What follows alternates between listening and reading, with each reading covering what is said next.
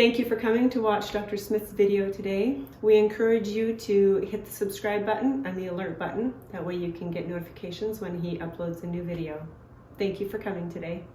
So we hope you take the time to hear and think about, and if you have a book, read in the book about the concept and the topics that we talk about. They have a lasting effect. The intent is not necessarily to treat pain, but to make permanent, long-term correction with your whole family and your friends. Thank you. Make sure you subscribe and hit the alert button. Have a good day. Have a good day. So today the topic is colon health. So I'm going to give you some background, a little bit of anatomy, a little bit of physiology. For some of you, maybe most of it will be a review, but I think it's important to understand because there have been a few books with the title Death Begins in the Colon. And they talk about why they believe that idea that death begins in the colon. And they go into a lot of detail. We're not going to go into a lot of detail, but I'm going to go into enough detail, hopefully to motivate you to take better care of your large intestine, help you understand how and why you should do it, and give you a couple of home therapy ideas. So first of all, I want you to think momentarily about I don't have my pen. On page 27 in the book, the holistic triangle. As you remember, there's at the peak is mental, emotional, spiritual. The left-hand corner is structure. At the right-hand corner is chemical. Under the chemical corner, it's divided into three areas. What goes on or in the body. Thank you. Number two, how it's used, and what comes out of the body. So we're talking about this part down here, the chemical corner. In, used, and out. What page is that again? 27. 27. Now, we're going to talk today about how what goes on in this corner has a direct effect on the mental, emotional, both on what goes in, how it's used, and what comes out. It has a major effect on the way you think, the way you feel, the way you believe. All three. It's way more important than you think it is. I'll give you a quick heads up. The flora that live in your gut, we'll call it the zoo in your gut.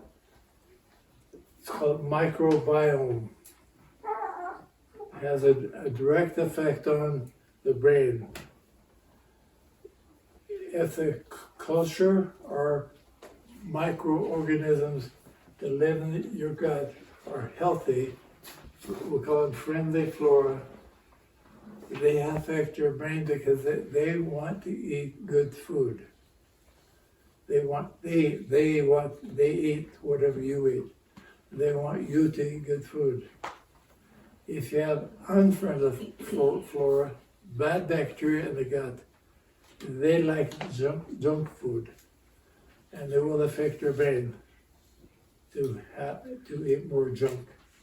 So a lot of people come to see me and they say something like this: I'm addicted to food.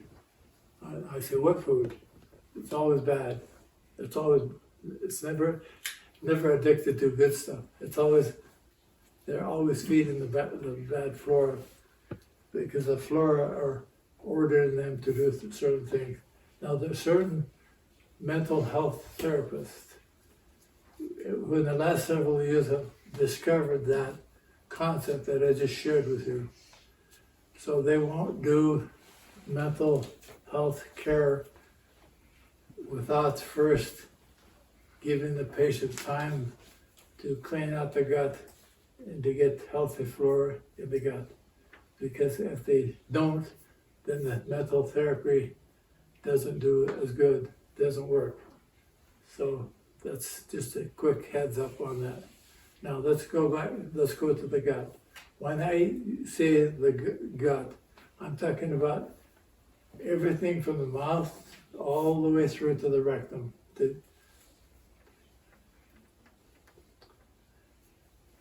If you have a skin problem, almost always you'll have a gut problem. Because during the fetal development, like in the womb, when the baby's being made, their skin and the lining of the gut come from the same source. They're connected. So when you have a skin problem, that's a hint to you from God. You have something going on inside of you that needs correction. And many times the solution is fix the gut.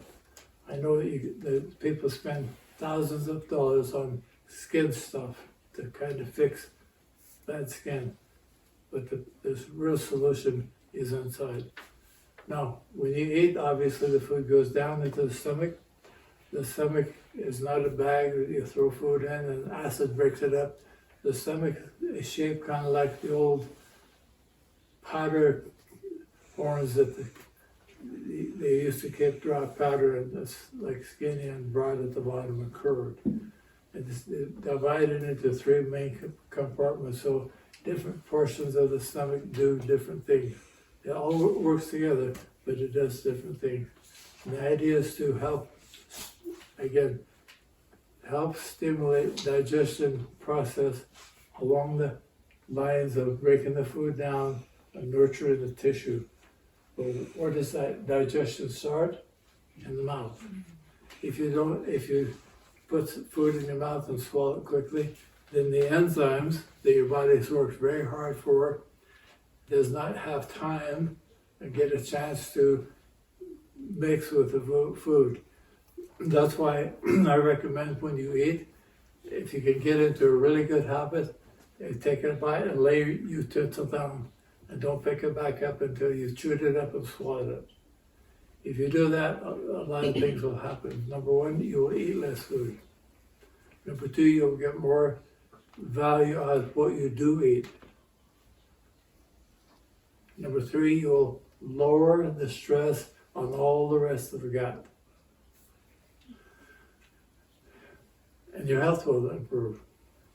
So now we'll call it food, is churned up in the stomach, the digestion is well underway, and then it leaves the stomach and goes into the small intestine, where it is then changes from an acid type environment to more of an alkaline environment.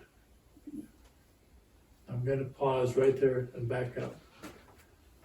As you age, you have less ability to manufacture enzymes to break down food. Food is mostly broken down by enzymes that are either made by the body, if you eat manufactured food, or unripe food. If you eat ripe food, ripe, raw, in season, fresh, fruits and vegetables, they come with digestive enzymes. If you're eating manufactured foods and foods out of season, then you have to make the enzymes to break them down. This product, digestion, is one that I recommend if you're over 10. 1, 2, or 3, depending on the size of the meal. If this is kind of like a gas additive. It helps you get more value out of the food that you do eat. I have a question. Yep. Does it matter if you're eating more of a pasta, carbohydrate Doesn't meal, matter. or protein? It doesn't matter. It's the No, same. because this digestive enzyme has multiple, I'll pass it around if you'd like to read the enzymes. It has different, okay, let me pause. Enzymes are like cleaning ladies. If I called Molly maids and said, come to my house, they would send maybe 4 or 5 girls. One of them would do the floors, one of them would do the windows, one of them would do all the pictures and the mirrors and stuff like that. They don't help each other. Enzymes are like that. Some enzymes only do fat. Does it have ox bile in it? This, yeah. So it helps them all. This is one of the very best products I've ever used. And by the way, it has number 1 on it. That was the first product that this company made because they knew that was one of the main problems people have. Like when you go to the hospital, they give you what? Water and salt. Why? Because they know everybody's dehydrated some. This company knew everybody could benefit from digestive enzyme. Now, back to the stomach. The stomach is about the size of your fist.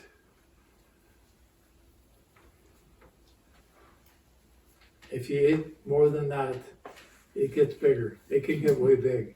But if it gets bigger than that, then the body is designed to help manufacture acids to help the enzymes break the food down. But the acids that are manufactured in the stomach are expensive. Your body pulls the chemicals from the blood to help break the food down. The idea is to eat just enough to not need the acid. Okay? Then it goes in the small intestine. One of the first things that happens is you get bile secreted by the gallbladder to help emulsify fat. Fat needs to be kind of churned up and broken down. And that's done by bile. Bile is manufactured in the liver. Bile is made up of many different things, some of which are chemical toxins that you ate a day or 2 or more before that were absorbed from the colon through the portal vein up to the liver. The liver then acts kind of like a sorter, filter that takes the toxins out and binds them up so that they can be dumped into the intestine so you can poop them out. But by divine design, they're also integrated into the bile so that they can be used for multiple purposes like break down and emulsify fat. If you don't eat enough fat, the bile gets more concentrated, gets thicker, can form into crystals. Now you have gallstones, gallbladder stones. If you still don't eat enough fat, those stones get bigger and bigger and can clump together and you get a big stone. Now if you have a friend or family, maybe you had a gallbladder attack, it's because one of those big stones tried to get out the small tube that goes from the gallbladder into the small intestine, and it couldn't get out and get through, so it gets lodged. And that creates severe pain, and what they do is they like to go in and cut them out. Would that be also kidney stones? No, we're talking about gallbladder. Okay, so it wouldn't have anything to do No. with the fat? No, but too. the Okay. kidneys is a totally different ballpark. Okay? It's like baseball and basketball. It's a different arena. Okay, that's a good question. So we've been lied to a lot by people who tell us if we eat fat, we get fat. That's a lie. If you eat fat, you get more energy. Fat is used for energy. And the fat is also used to store toxins. Now, I want to draw for you a comparison of the value of the difference between fat, carbohydrate, and protein. If we have fat, carbohydrate, and protein, like a little sugar cube block, fat has the value of 9 calories. Protein is 5, carbohydrate has 4. Same volume, different value. Now, if you ask the question, how much fat should we eat in a day? Well, about 40% of your total calories should come from fat. You should get about 30% plus or minus of protein,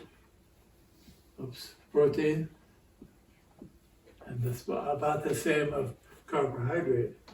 Now, carbohydrate is mostly used for fuel.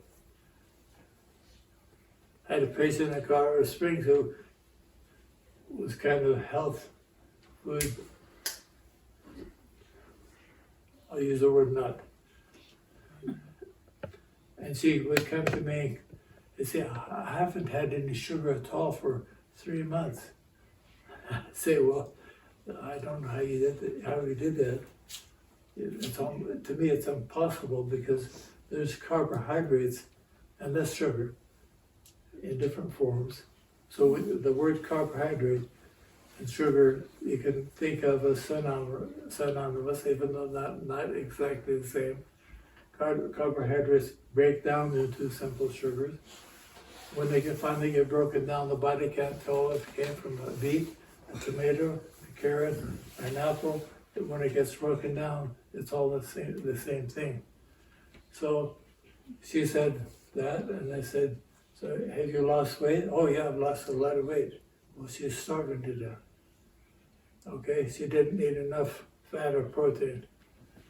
And she didn't eat enough sugar. She flat out ran out of gas. My son, who runs the practice that I had in Colorado Springs, told me a month ago she died. She's my age. She was a nutritionist. Her husband was a nutritionist, kinda. In fact, to tell you a quick funny story. He came to one of my classes, and I gave a class about fat and digestion. The whole talk was about that. And he was an author. He used to write children's books. He decided he would write a book on fat. You can buy his books now at Barnes & Noble. His name is Bruce Fife. And he wrote a book on coconut oil and how good coconut oil is for you, which I agreed with. He became world famous based on that one concept of how beneficial coconut oil is for you. Now, it does a lot of things, and I recommend it to you, coconut oil. Okay, so now we have the food moving through the small intestine. It's called chyme. So we changed the word from food to chyme. That's all mixed up. It's sliding through a small tube. The small intestine is thin, it's long, it has many finger-like projections, and those projections go all the way around. That's to give more surface area. If it's smooth, it doesn't have as much surface area as if it has those projections. In the grooves live the flora, the villi. They live in the villi. The bacteria, the friendly flora and the unfriendly flora. And they don't like each other. The unfriendly flora, the bad bacteria, secrete acid. So if you have a problem with your urine pH and you can't get your urine pH to the proper alkaline level, you may have too much bad flora in the small intestine. What's the range for pH, the healthy range? healthy first morning urine is between 6.5 and 7. First urine in the morning. That's a free test that you can do just to give you an idea of where you are in the ballpark. If it's too acid, you need to find out why and fix it. If it goes over 7, 2, or 3 and stays high, you have another problem that's very serious, so we don't want it too high. So in the small intestine, the friendly flora helps you digest food. The healthy flora makes things out of what you fed it. They can make different vitamins, for example. If you don't eat the vitamins, they make them. By divine design, God fixed the body so it does that. The food moves through the small intestine, then is dumped right down here on the right lower, between the hip and the pubis, into the large intestine, where the appendix is, and then it goes up, over, down, and out. It's about 18 to 20 inches long all the way around there. The large intestine, main purpose is to absorb water from the chyme. Now, think of water molecules. Each one, you can have 2 questions. No, I'm just, yeah. Think of water molecules as small dump trucks. That's why you need water, because the little dump trucks, the water carries the nutrients around through the body to get to the cells so you can have nourishment from what you ate. If the food gets broken down very, very, very fine. Now, so the water goes into the large intestine, mixed with a lot of nutrients that hopefully been mostly broken down in the small intestine, and then they're absorbed. When they're absorbed, they go into the portal vein, and they go direct up to the liver. If you've eaten chemicals like spray, food coloring, food preservative in the food, it's still in your gut, riding along in a little dump truck with the water molecule. Now it gets absorbed, it goes to the liver.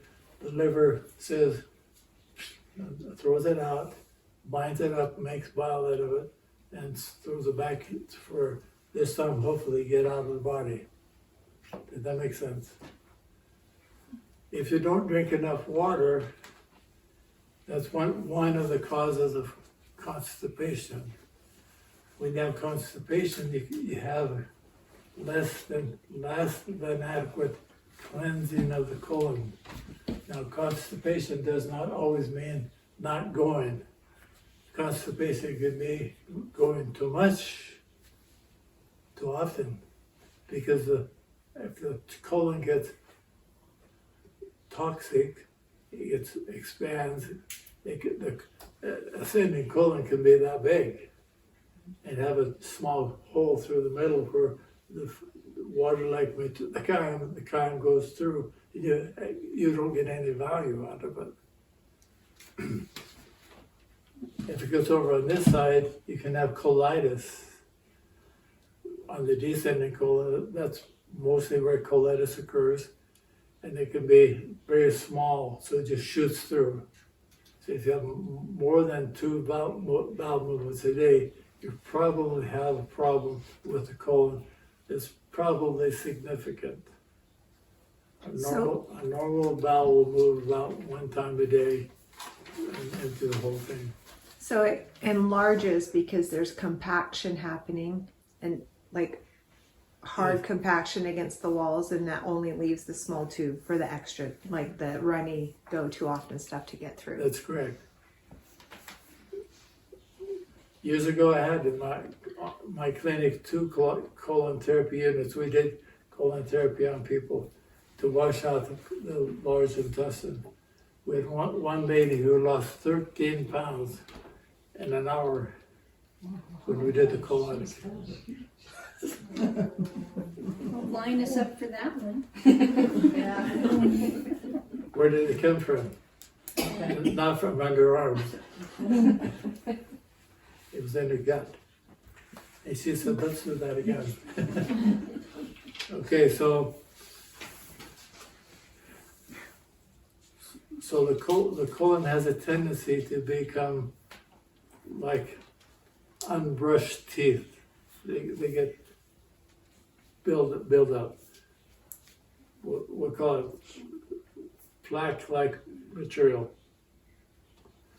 The plaque-like material aggravates the lining of the colon.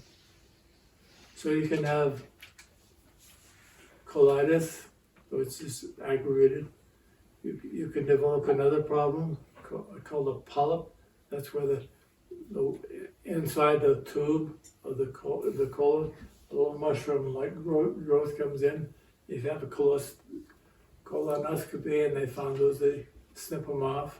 If you have the tissue deteriorates more, it gets stressed and starts to bulge, like a bulge in an inner tube, and it goes out. That's called a diverticuli. A diverticuli can get inflammation in it. It's called diverticulitis. If they say that, they say, oh, we need to have you come back because you have precancerous condition. We want to monitor it and catch it early.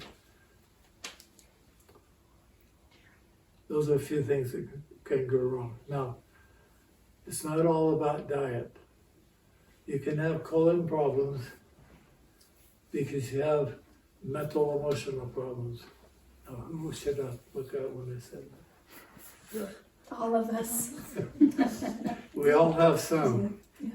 We all have some. And this sounds bad, but usually the good people, the best people, have a tendency to have the most significant weakness of holding in crap. They have crap and they have tight lips. They don't want to say what they think. They don't want to shed the crap. So they hold it in. That mental pattern creates a chemical negative effect. Or, like I showed you, it can be the other way. People who are constipated will have a tendency to not be totally honest because they want to be good. They want to give the impression that everything is good on top of everything, and they're not.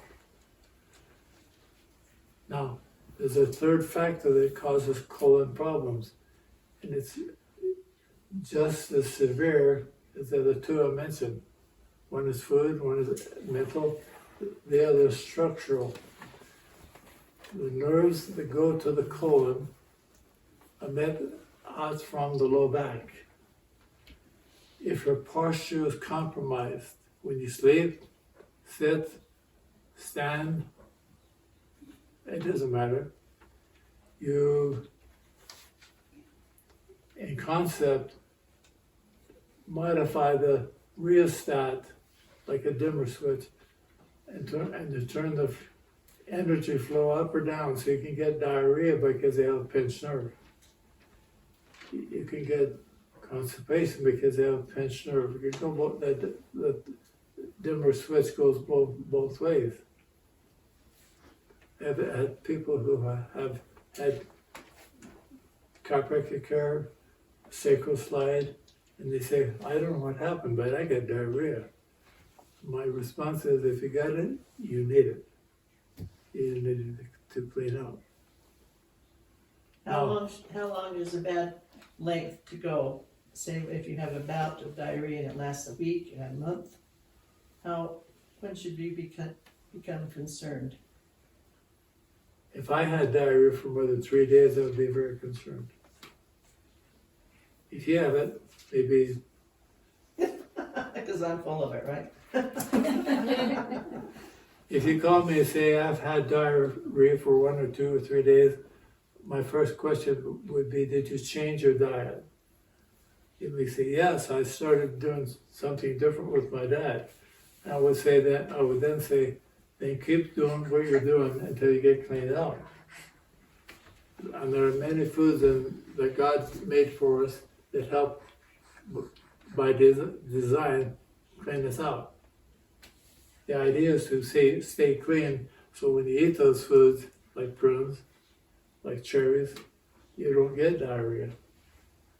Okay? If they cause it, clean out. There are other ways to clean out, which we're going to talk about.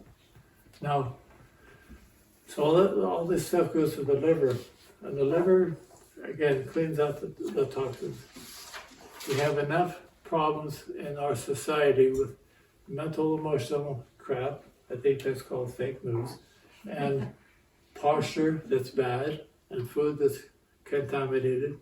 We have a lot of people who have livers that are like an oil filter on the car. They need to be changed more often, or cleaned more often.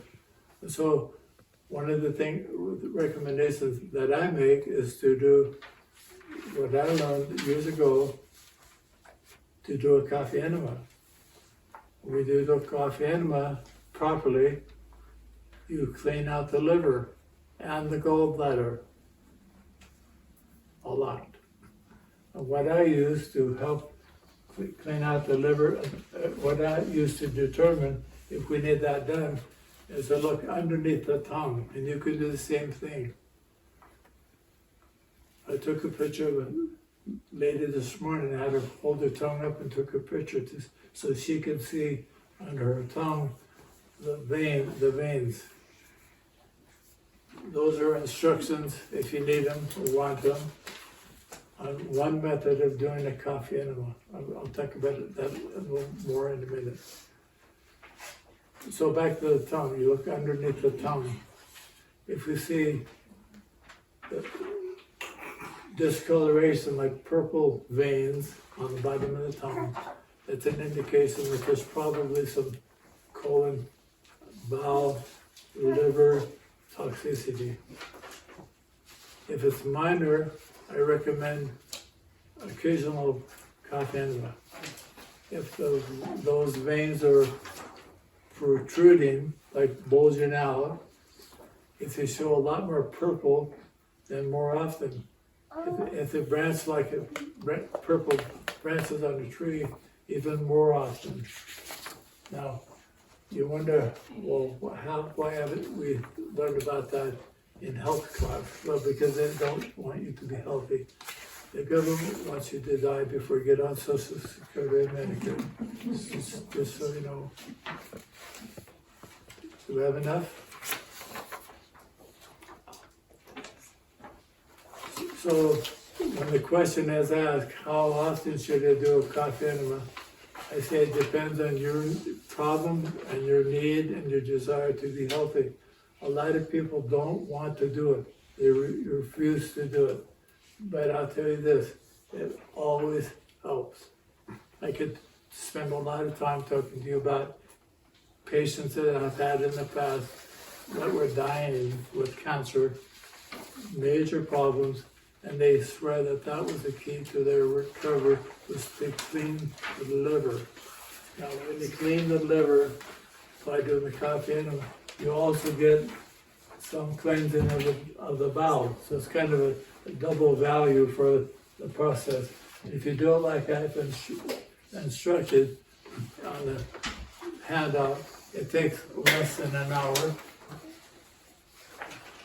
to do. Now, does that affect the kidneys also? Because someone said whatever affects the liver usually affects the kidneys. But that would, of course, help the kidneys. That's correct. You've taken the kidneys help also. The liver, the kidneys, and the lungs all work together to kind of try to get the blood cleaned.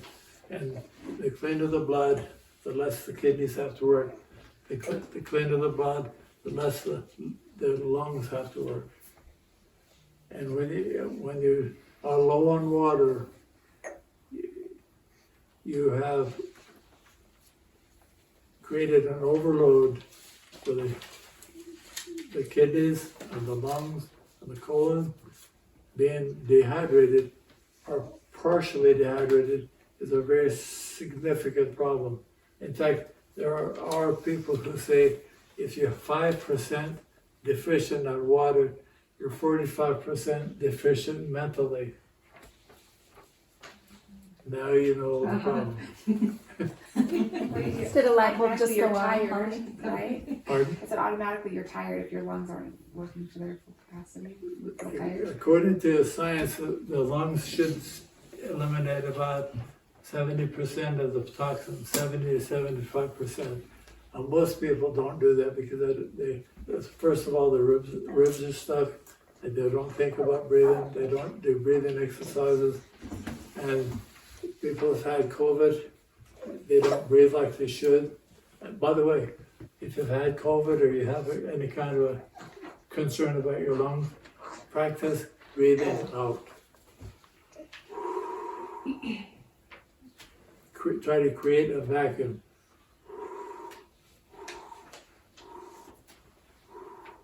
Because the more you get out, the greater chance you have of filling it up. If you try to fill it up first, it won't do as nearly good as if you try to get it out. Okay, so now we're going to pass this around. We'll go both ways. Are there any comments or questions about what we've talked about so far? I have two. Two. They're kind of random.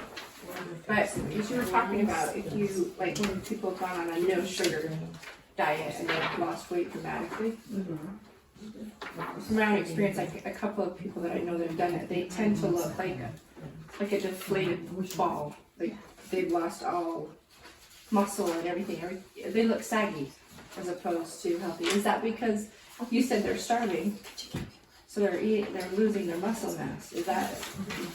Yes, you've answered the question. Now, that was a very good question. People who use less sugar, the body needs carbohydrate for fuel. If you don't have enough fuel to do what you need to do, your body will go to the next source, that's lean muscle mass. So you will lose lean muscle mass.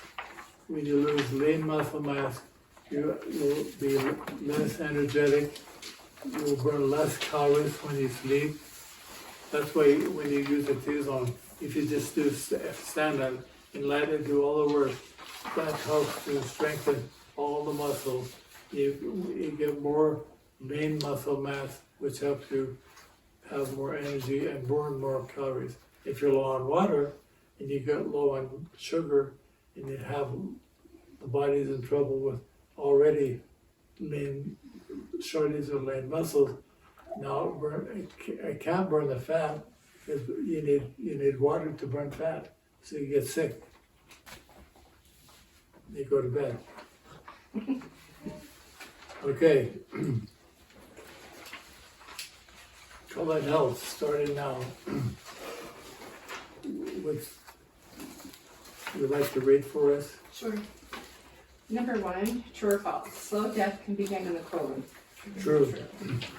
Number 2, multiple bowel movements each day can be a sign of any number of pathologies. True.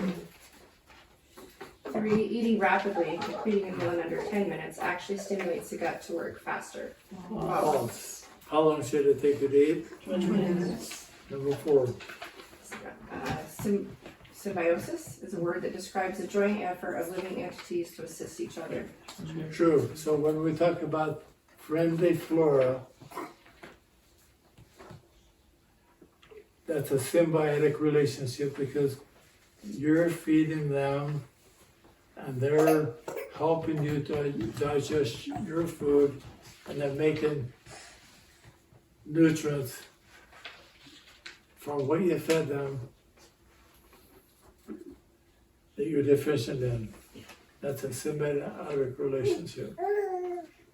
So can marriage be that. 5. Vitamin K and B vitamins, including biotin, can be manufactured in the colon. True.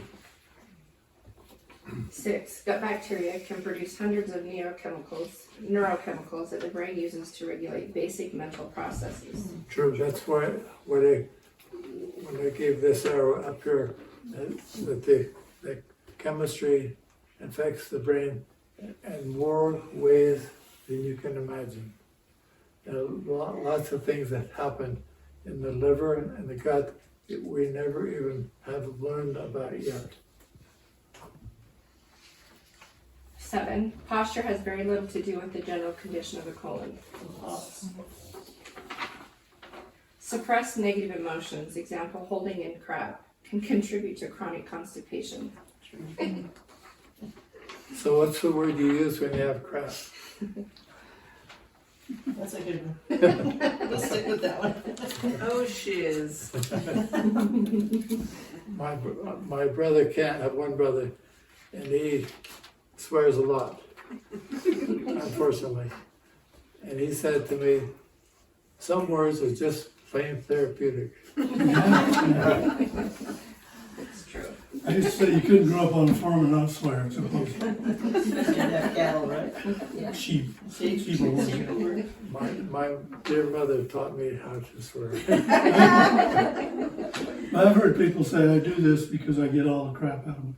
Emotional stuff out of them. No, they're serious on it. It's true. If I blow my stack and cuss a little bit, whatever, I feel better. That's better than going postal. Yeah. They hold it in, hold it in, hold it in, hold it in, then boom. Number 9. What has the most negative effect in the general health of the gut? A. Quality of food or quantity of food? Quantity.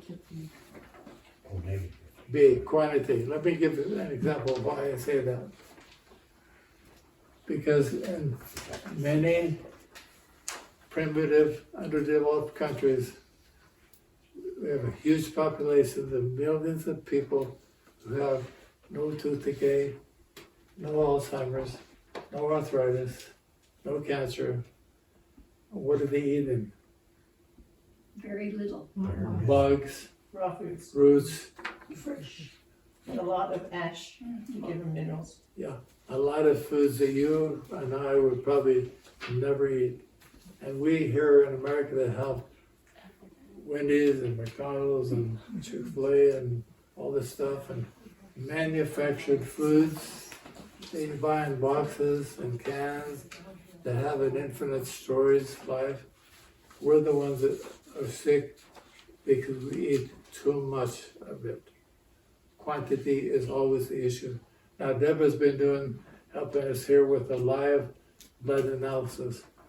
Would you want to comment on what I just said to you about quantity of food? With the quantity, sure. One of the things that I find most often is that people either have trouble breaking down proteins, so they have what's called rouleau. Those of you who have it know what that is. Or they're having platelet aggregation, which indicates trouble breaking down carbs and sugars.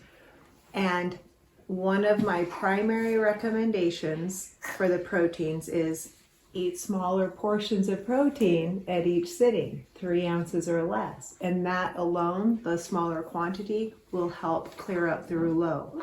For the other one, I'll say eat lower carbs and package them properly with protein, and don't combine everything together, and it will make it easier for your body. So when you're not combining everything together, you automatically will also get a smaller quantity. Thank you. We've talked often about the concept of tissue tolerance. That's exactly what she's saying. If you put more quantity in, have too much, you'll rub it. Okay. 10. The primary purpose of doing a coffee enema is to aid in detoxifying the liver and gallbladder, but there is also a general cleansing and exercising of the colon as well. True. Now, let's talk about exercising. I told the girl who lost 13 pounds in one day, her colon was big. We'll wash that out, does the colon immediately spring back to this? No. And the next day, would she have a normal bowel movement? No, because she was putting food into a saggy, non-toned organ that needs to do this. So when you do the coffee enema, as I instruct, and then follow it up with water, one water or two waters or three waters, whatever you do, you're exercising those muscles. The muscles on the large bowel are circular. They go like this. They move like when you make cacao. They move the material through the bowel, and they benefit from repeated animals.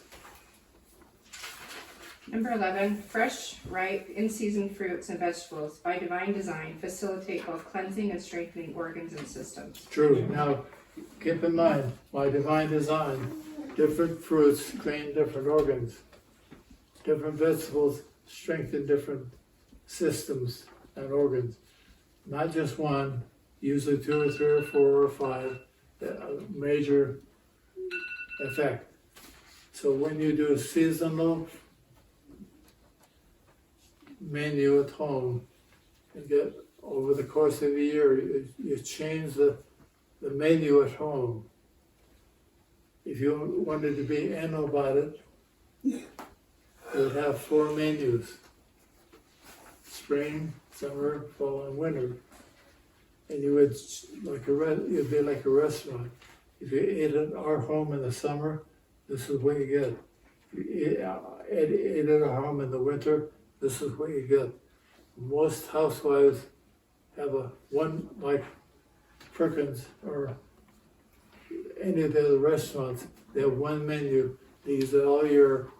When you run out of stuff, go to the grocery store with a list to what? Replenish what you're low on or what you ran out of.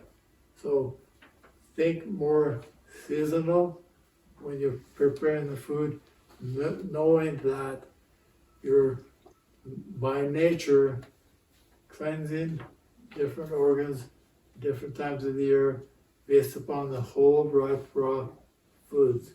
Now, having said that, some foods seasonally last about that long, like cantaloupe, watermelon, pears, some like potatoes, long time. Be sensitive to those that come and go. Be sensitive to where they come from. You're far better to, when you can, buy things that came locally. Locally means within 200 to 500 miles. Sometimes we're just lucky to have the restaurant open. Okay. Pardon? Sometimes we're just lucky to have the restaurant open. Yeah. Yes. My daughter, well, when we were in Tennessee too, they post a sign at Five Guys. Yeah. It says potatoes and where they're from. Iowa Falls potatoes Yeah. are served today. I saw that in Ohio and they said these potatoes come from Rigby, Idaho. When we were back east, it had Idaho potatoes. It was not Idaho potatoes I could taste. When I tasted it, I thought, no, they're that not. never mind. That's called false marketing. That's fake news. That's common. Now, Advertising, marketing. we lived in Colorado for a long time. This may shock you. Colorado grows many very good potatoes. So what do we eat in Colorado when we live in Colorado? Colorado potatoes or Idaho potatoes? No, they But if you live in California, you eat Idaho potatoes. Yeah. they grow many potatoes, but they aren't very good. Colorado? I don't know He's about- plugging Idaho. He's diehard. Diehard Idaho. Page 12. Lack of routine cleansing of the bowels can be a contributing factor causing heartburn, skin disorders, body odors, fatigue, brain fog, sour attitude, or all of the above. All the above plus. Okay? A squatty potty is a recent practical solution to deficient elimination. True, this is a sweaty potty. I highly recommend them. I recommend you take 5 minutes, go on YouTube, put in the word sweaty potty, and find this commercial. You didn't even watch it? Now I have a question. My husband is very tall and he has long legs and he does not fit with that. Is there a recommendation of how to adjust it somehow? What did you say? He's very long legged and he can't, it doesn't work for him. There's a shorter one, there's different lengths. They come in 3 different heights. Oh, then, Watch that commercial. Isn't it basically just a stool? I mean, it's a position, puts you in a certain position. oh, But they also make it nicely so it fits around the base of your. This oh, I is- see, Commode. I see. But I trip on it all the Yeah. time. Right in, now, in the directions of the coffee enema, this is the kind of coffee I recommend. I recommend this bag.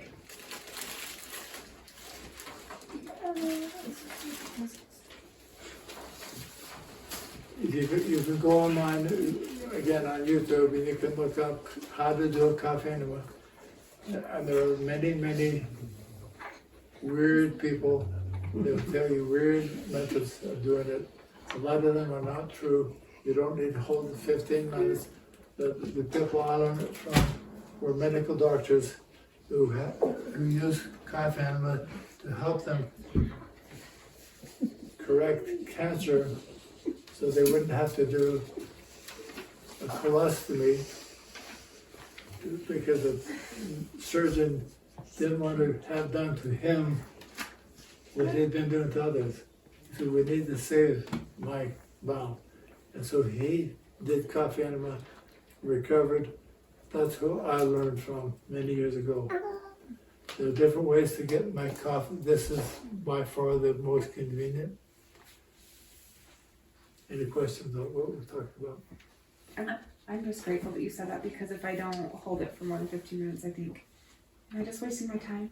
No, they proved that within 2 minutes. See, when you put the coffee in the rectum, it's absorbed by the portal vein, goes to the liver. Within 2 minutes, the gallbladder is dumping bile. It's very quick. If you don't have a gallbladder, If you don't have a gallbladder, don't worry about it, because when they took your gallbladder out, they sewed the tubes back up. so you're still having, from the liver, you still get bile. for You digestion. still get bile. You just Get it off. should eat at one time less fat, because you have lowered your ability to store bile. Would that cause heartburn if you ate more fat? Because you can't No. digest it? If you have heartburn, that's probably from other conditions. Any other comments or questions? I've got one. About 10 years ago, when my old mother was in the hospital proceeding to pass away, the doctor said that she had the beginnings, that she had colon cancer.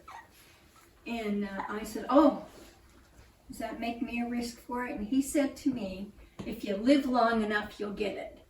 That isn't true. I agree with you. Okay. You said that with emphasis too. Yeah. The more Doesn't he you. say that for Right. any, I mean, if anybody lives, you'll get some kind of cancer. He says if you live long enough, you'll get it. Get cancer, period, not necessarily. Well, he was talking colon cancer at the Okay. time.